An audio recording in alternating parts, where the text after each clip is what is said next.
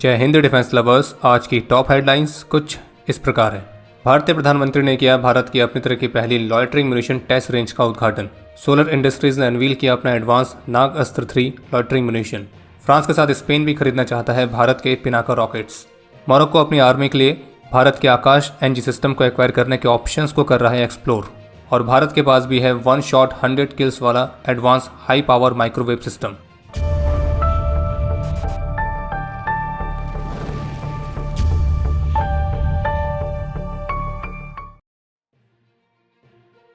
आज 30 मार्च 2025 को भारतीय प्रधानमंत्री श्री नरेंद्र मोदी ने नागपुर में स्थित solar defence and aerospace limited की फैसिलिटी को विजिट किया था। और इस विजिट के दौरान उन्होंने अत्याधुनिक लॉयटरिंग म्यूनिशन टेस्ट रेंज और मीडियम ऑल्टीट्यूड लॉन्ग इंड्योरेंस और हाई ऑल्टीट्यूड लॉन्ग इंड्योरेंस यानी कि मेल यूएवीज और हेल यूएवीज तो इनके लिए एक रनवे फैसिलिटी का भी उद्घाटन किया है। इसमें से जो लॉयटरिंग म्यूनिशन टेस्ट रेंज है उसे मुख्य रूप से एडवांस कामिकाजे ड्रोन्स या लॉयटरिंग म्यूनिशंस को टेस्ट करने के हिसाब से डिज़ाइन किया गया है। और जबकि इसी विजिट के दौरान भारतीय प्रधानमंत्री ने सोलर इंडस्ट्रीज द्वारा स्वदेशी तौर पर विकसित किए गए नाग अस्त्र 3 कामिकाजे ड्रोन सिस्टम को भी विटनेस किया था, जिसकी मारक क्षमता 100 किलोमीटर तक है और इंड्योरेंस टाइम 5 घंटे से ज़्यादा का है। और इस दौरान नाग अस्त्र 3 की जो पिक्चर्स सामने आई हैं तो उसे एक truck mounted catapult launch system में माउंट किया गया है। और इसी दौरान भारतीय प्रधानमंत्री ने सोलर इंडस्ट्रीज द्वारा बनाए गए और भी कई अलग अलग डिफेंस इक्विपमेंट जैसे कि 125 किलोग्राम का air bomb, multi mode hand grenades, vertical take off and landing capability वाले लॉयटरिंग म्यूनिशन सिस्टम्स,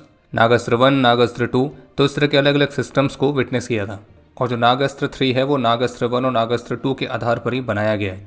और इसमें से जो नागास्त्र 1 है वो ऑलरेडी पिछले साल इंडियन आर्मी के सर्विस में इंडक्ट भी किया गया था, जो कि भारत का पहला स्वदेशी लॉयटरिंग म्यूनिशन सिस्टम भी है, जिसमें 75% से अधिक का स्वदेशी कंटेंट इस्तेमाल किया गया है। और जबकि नागास्त्र 3 को एक मीडियम रेंज प्रिसिशन किल सिस्टम के तौर पर विकसित किया जा रहा है। और इसी वजह से नागास्त्र 1 और 2 के कंपैरिजन में साइज में बड़ा भी है। और जानकारी के लिए आपको बता दें कि इन सभी सिस्टम्स को विकसित करने वाली भारत की जो एक प्राइवेट फर्म सोलर इंडस्ट्रीज है तो ये ऑलरेडी 60 से अधिक देशों को मिलिट्री ग्रेड के एक्सप्लोजिव्स और एम्यूनिशंस भी एक्सपोर्ट करती है। और आज जो उनकी फैसिलिटी में लॉयटरिंग म्यूनिशन टेस्ट रेंज का उद्घाटन किया गया है तो ये भारत के लिए इस तरह के और भी एडवांस गाइडेड सिस्टम्स को विकसित करने में काफ़ी मददगार साबित होगा, क्योंकि इस फैसिलिटी में लाइव वॉरहेड के साथ टेस्टिंग की जा सकती है। कल 31 मार्च 2025 से 11 अप्रैल 2025 तक ग्रीस में मल्टीनेशनल एयर एक्सरसाइज इनियोकॉस 2025 को आयोजित किया जाएगा। और इस मल्टीनेशनल एयर एक्सरसाइज में भारतीय वायुसेना अपने Su-30 MKI फाइटर जेट्स, इल्यूसिनल 78 और C-17 जैसे एयरक्राफ्ट के साथ पार्टिसिपेट कर रही है। और इस एक्सरसाइज में 15 अलग अलग देश multiple air and surface assets को शामिल करेंगे और रियलिस्टिक कॉम्बैट सिनेरियोज में इन सभी को इंटीग्रेट किया जाएगा। और इस एक्सरसाइज को modern day air warfare challenges को सिमुलेट करने के हिसाब से डिज़ाइन किया गया है। और इससे भारतीय वायुसेना के पायलट्स को भी कॉम्प्लेक्स एयर वॉरफेयर सिनेरियोज में अपने टैक्टिक्स को रिफाइन करने, कंबाइंड एयर ऑपरेशंस को एग्जीक्यूट और प्लान करने की ट्रेनिंग करने और अलग अलग देशों के ऑपरेशनल बेस्ट प्रैक्टिसेस का एक डीप इंसाइट मिलेगा। और इस एक्सरसाइज में भारत के Su-30 MKI के अलावा फ्रांस के मिराज 2000, पोलैंड के F-16, कतर से F-15, स्पेन के F-18, USA के F-16, KC-46, KC-135, यूएई की मिराज 2000, स्पेन के F-18, इसराइल के G550 और इटली के टॉर्नेडो जैसे एयरक्राफ्ट पार्टिसिपेट कर रहे हैं। और इस दौरान जो मिशंस परफॉर्म किए जाएंगे उनमें offensive counter air operations, defensive counter air operations, strategic air operations, air power contribution to counter land operations, air power contribution to maritime operations, reconnaissance missions, combat search and rescue, time sensitive target और high value airborne assets. तो इस तरह से air operations के full spectrum को इस दौरान cover किया जाएगा।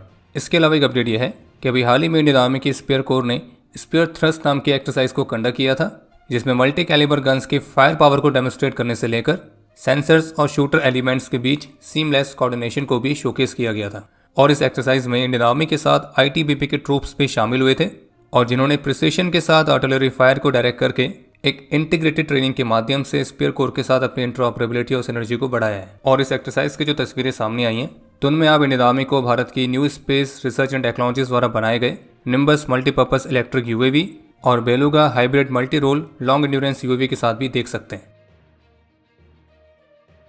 मोरक्कन मीडिया की रिपोर्ट के मुताबिक मोरक्को अपनी आर्मी के लिए भारत के स्वदेशी आकाश एनजी एयर डिफेंस सिस्टम्स को एक्वायर करने के ऑप्शंस को एक्सप्लोर कर रहा है। इसी रिपोर्ट में इस बात को मेंशन किया गया है कि इंडियन मिलिट्री के एक डेलीगेशन ने हाल ही में मोरक्को को विजिट किया था और जिसमें उन्होंने कई सारे एडवांस टेक्नोलॉजीज को भी शोकेस किया, जिनमें अर्जुन टैंक से लेकर कॉम्बैट ड्रोन्स ये सभी शामिल थे। लेकिन इनमें से जो आकाश एनजी सिस्टम है तो उसने अपनी परफॉर्मेंस और अपनी बेहद ही कम कीमत की वजह से अपनी तरफ ध्यान काफ़ी केंद्रित किया है। आकाश एनजी जो कि 17 किलोमीटर की दूरी तक टारगेट्स को इंटरसेप्ट करने में सक्षम है और मोरक्को के लिए ये एक अट्रैक्टिव ऑप्शन बन सकता है। और इस सिस्टम के कुछ पार्ट्स मोरक्को में ही स्थानीय तौर पर प्रोड्यूस करने के लिए भारत ने इसके साथ टेक्नोलॉजी ट्रांसफर का ऑफर भी दिया है। इसके अलावा एक अपडेट यह है कि इसरो ने सेमी क्रायोजेनिक इंजन डेवलपमेंट में एक महत्वपूर्ण उपलब्धि को प्राप्त की है, जिसके तहत 28 मार्च को महेंद्रगिरी में स्थित इसरो के प्रिपरेशन कॉम्प्लेक्स में 2000 किलोन्यूटन वाले सेमी क्रायोजेनिक इंजन के इंटरमीडिएट कॉन्फ़िगरेशन में सफलतापूर्वक पहला हॉट टेस्ट कंडक्ट किया गया था। और ये उपलब्धि भारत को high thrust semi cryogenic propulsion system वाली टेक्नोलॉजी को प्राप्त करने के और भी बेहद करीब ले जाती है, जिसकी मदद से जो हमारे LVM-3 लॉन्च व्हीकल्स हैं उनकी पेलोड कैपेसिटी भी 4 टन से 5 टन तक बढ़ाई जा सकती है। द ट्रिब्यून की रिपोर्ट के मुताबिक इंडियन आर्म्ड फोर्सेस को अगले दशक तक अलग अलग टाइप के लगभग 1000 हेलीकॉप्टर्स की रिक्वायरमेंट है।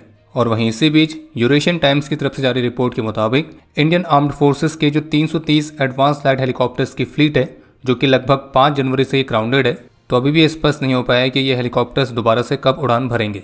बाकी पहले जो रिपोर्ट्स आई थी उनके मुताबिक इन हेलीकॉप्टर्स की स्वेश प्लेट असेंबली के डिज़ाइन में इशू पाया गया था और अभी इन हेलीकॉप्टर्स को फिर से उड़ान भरने में कई और सप्ताह लग सकते हैं। बाकी एक और इंटरेस्टिंग अपडेट है कि ANI के साथ बातचीत में सोलर इंडस्ट्रीज के चेयरमैन और फाउंडर की तरफ से बताया गया है कि भारत के जो Pinaka multi barrel rocket launcher systems हैं तो उसमें फ्रांस के अलावा स्पेन जैसी कंट्रीज ने भी अपना इंटरेस्ट दिखाया है। अभी हाल ही में US बेस्ड फर्म जिसका नाम है एप्रेस इंक, तो इनके द्वारा बनाया गया एक नया वेपन सिस्टम जिसका नाम है लियोनार्डस, जो कि एक high power microwave weapon system है जो कि अलग अलग तरह के इलेक्ट्रॉनिक थ्रेट्स को न्यूट्रलाइज करने में सक्षम है। हालांकि थ्रेट्स को न्यूट्रलाइज करने के लिए सिस्टम की रेंज कितनी है तो इसका खुलासा नहीं किया गया है, पर यह जरूर कहा गया कि एक शॉट में ये 100 ड्रोन्स के स्वार्म्स को न्यूट्रलाइज करने में सक्षम है और वो भी सेकंड्स के अंदर। लेकिन हम आपको एक बहुत ही इंटरेस्टिंग बात बताना चाहेंगे कि इसी तरह की कैपेबिलिटीज़ वाले हाई पावर माइक्रोवेव सिस्टम को भारत की अपनी खुद की कंपनी टोनबो इमेजिंग ने भी स्वदेशी तौर पर विकसित किया है, जिसका नाम है वेव स्ट्राइक, और जिसे उन्होंने एरो इंडिया शो 2025 में अनवील किया था। और भारत का अपना जो ये वेव स्ट्राइक नाम का हाई पावर माइक्रोवेव सिस्टम है तो ये जनरेशन 3 का है, जिसकी करंट रेंज लगभग 3 किलोमीटर तक है और इसकी रेंज को बढ़ाए जाने पर काम भी किया जा रहा है। और ये भी इंडिविजुअल ड्रोन से लेकर स्वार्म ड्रोन्स इन सभी को न्यूट्रलाइज करने में सक्षम है और वो भी सेकंड्स के अंदर। और आपको बता दें कि जब high power microwave weapon systems की बात आती है तो इसमें जो मेजर चैलेंजेस होते हैं उसमें से एक बड़ा चैलेंज होता है इसकी रेंज को बढ़ाना। लेकिन आपको प्राउड करना चाहिए कि भारत की जो टोनबो इमेजिंग है उसने इस चैलेंज को दूर किया है अपने खुद के R&D से। और अभी हाल ही में वेव स्ट्राइक सिस्टम के बारे में हमने टोनबो इमेजिंग के को-फाउंडर के साथ भी बात करी थी और जिस पर उन्होंने इस सिस्टम के बारे में कई महत्वपूर्ण बातें बताई थी। और इस पर ऑलरेडी एक आर्टिकल हमारी ऑफिशियल वेबसाइट defenseexp.com पर पब्लिश भी किया गया है। और वेव स्ट्राइक को ऑलरेडी अलग अलग सिनेरियोज में अलग अलग टाइप के टारगेट्स के खिलाफ टेस्ट भी किया जा चुका है और अभी वर्तमान समय में इसे हमारे मौजूदा लैंड और नेवल सिस्टम्स में इंटीग्रेट किए जाने की प्रोसेस चल रही है और इसकी रेंज, इसकी पावर एफिशिएंसी, इन सभी को और भी रिफाइन किया जा रहा है। इसके अलावा एक अपडेट यह है कि खैबर पख्तूनख्वा में अपने so called anti militant operation के दौरान पाकिस्तान की मिलिट्री ने कम से कम 10 सिविलियंस की जान ली है, जिसमें महिलाएं और बच्चे भी शामिल हैं। और सिविलियन कैजुअलिटीज़ का कंफर्मेशन खुद पाकिस्तानी सरकार की तरफ से दिया गया है, जिसमें उन्होंने कहना था कि उन्होंने मिलिटेंट के हाइडआउट्स को टारगेट किया था और जिसमें करीब 12 सस्पेक्टेड आतंकी मारे गए, लेकिन इसी साइट पर सिविलियंस भी मौजूद थे और पाकिस्तानी मिलिट्री के ऑपरेशन में उनकी जान भी गई है। और पाकिस्तान के नंबर 1 आर्मी ने ये जो हमला है ये ड्रोन से किया था। बाकी अब समय है आज के इतिहास का। आज के दिन 2016 में छत्तीसगढ़ में एक IED ब्लास्ट में CRPF के ASI D Vijayraj, head constable Pradeep Tirkey, constable Devendra Chaurasia और कांस्टेबल रूप नारायण दास ने अपना सर्वोच्च बलिदान दिया था। आज के दिन 1979 में 6 असम राइफल्स के लांस नायक लालमल स्वामा लुसाई और 1951 में 4 असम राइफल्स के राइफलमैन तिल बहादुर गुरुंग ने अपना सर्वोच्च बलिदान दिया। और आपके लिए आज का प्रश्न है कि भारत के पास कितने मीडिया रिफ्यूलर एयरक्राफ्ट हैं। और अब समय है आज के टॉप 3 कमेंट्स का, जो ये रहे आपकी स्क्रीन पर।